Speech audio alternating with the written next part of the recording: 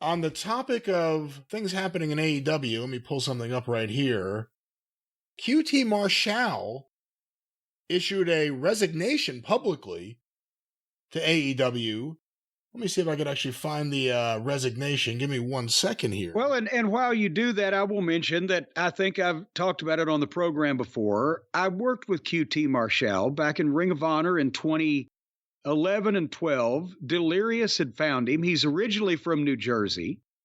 And at that time, he was in his mid-20s and was a good worker, had size, had the one thing that most of our Ring of Honor talent didn't have, which actually he was 6 foot something and a normal-sized adult man.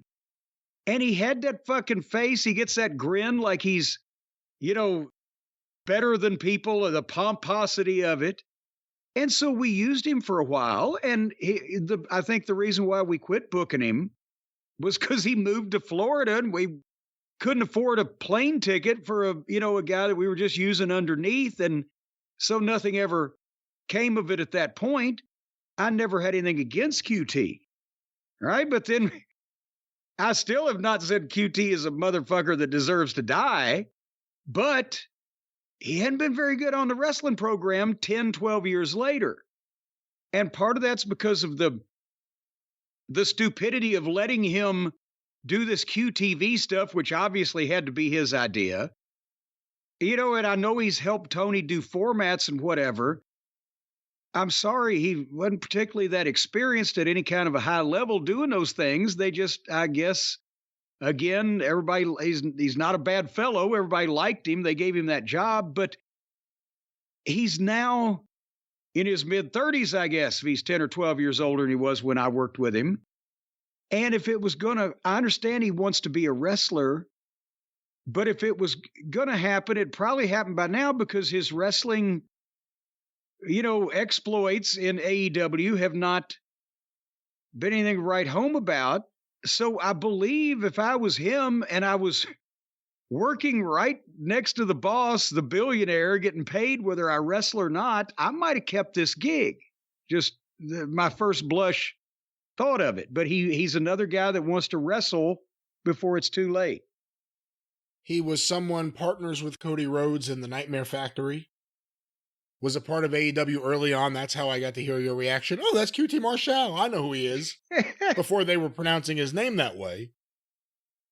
And not used well and not particularly great in the not well used segments.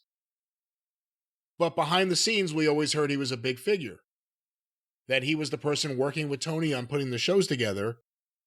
Obviously, Tony has surrounded himself with a lot of other people and other ideas right now. But here's a tweet, if we do indeed call it that still, from QT Marshall, November 27th, 7:01 p.m. Thank you, AEW. Thank you, Tony Khan. I've had the privilege of being here since day one, and I've written over 750 formats for All Elite Wrestling, and always with pride. As much as I've enjoyed being a VP, manager of talent relations. Let me just stop right. I'm sorry. That's where they send the stroke patients to recover, Well, it's one thing saying I've enjoyed being a vice president, but when you actually just put the title as it reads on the business card, it doesn't sound, well when you read it. As much as I've enjoyed being a VP, manager of talent relations, and wearing a myriad of hats, the company has changed a lot since 2019 and is heading in a different direction. And I feel that it's best I do the same, as we only get one chance to go all in. I have officially resigned from AEW and will have fulfilled all obligations by the end of 2023. Thank you to everyone, from the front office to the production truck, to some of the hardest working talent in this sport. Most importantly, thank you to those who booed, cheered, and took part in this season of my life. And with that, QT Marshall signs off as VP Manager of Talent Relations The road is Oh, long Jesus. with many a winding turn that leads us to, it's so sad. It's okay to turn off your mic sometimes if you just feel like breaking into song. You could just keep it to yourself, I'd hate to do that. I like to spread my joy with the world. Well, that's exactly how QT Marshall felt. And since that tweet, stories have come out that perhaps QT was not, as he said, they're very happy with the direction of the company. Now, QT was involved with things like QTV, like the Anthony Ogogo, Cody Rhodes versus England feud, and various other things that thankfully I forget at the moment.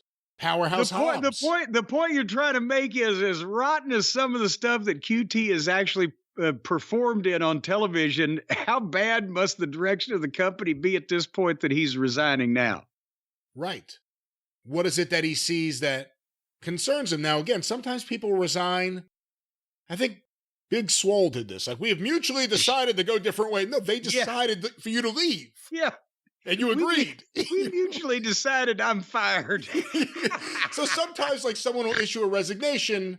I mean, it happens a lot silently in the business world, but it's not the real thing. But we don't know, what exactly it could be. But certainly, no, I heard he still wants to wrestle, and but he wants to be a professional wrestler. And the story I heard was that, again, Tony's turning the whole thing into goddamn New Japan with A block and G block against the blockheads, and it just dry, meaningless match after match that nobody's going to pay any attention to instead of a pro wrestling program.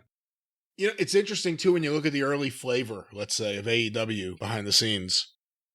Cody's gone.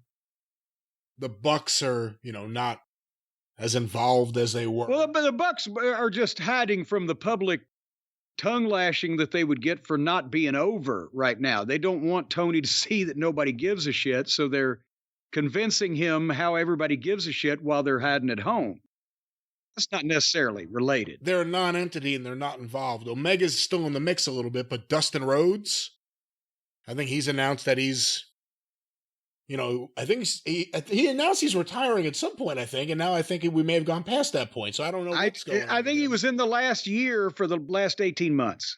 But he was behind the scenes, a big player. Obviously, Cody had different people when he was there. QT also. It's just, when you really look at AEW now going into 5 years, Tony's still the same, obviously, but you're seeing all the figures behind the scenes kind of change right now. That could have mitigated him for the first few years when it wasn't as chaotic as it has become. A lot of those figures are gone. Because Cody was the guy that wanted to be the behind the scenes businessman also. He had the ambition, just like his dad. He wants to book, he wants to promote, he wants to do whatever.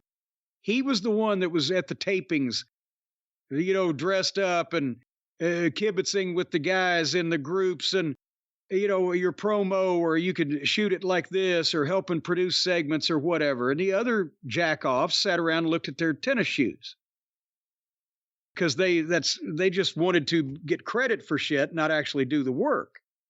So with Cody not being there, and then Punk, as we've heard, not just secondhand, was doing kind of the same thing, trying to help out in Collision especially.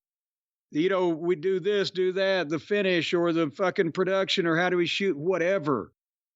Because he had experience with the big company that knew how to do the shit. And that was so now they're just, again, mostly rudderless, except for the people that do not want to use that rudder to rock any boats. It'll be interesting to see if anyone ever talks. I'm sure there are a lot of NDAs at times being put together. Tony's big on those NDAs, isn't he? For some reason, he's afraid of people hearing how things are run. I don't know what to tell you, but he didn't want anybody spilling his ideas. Once I heard him, I figured why.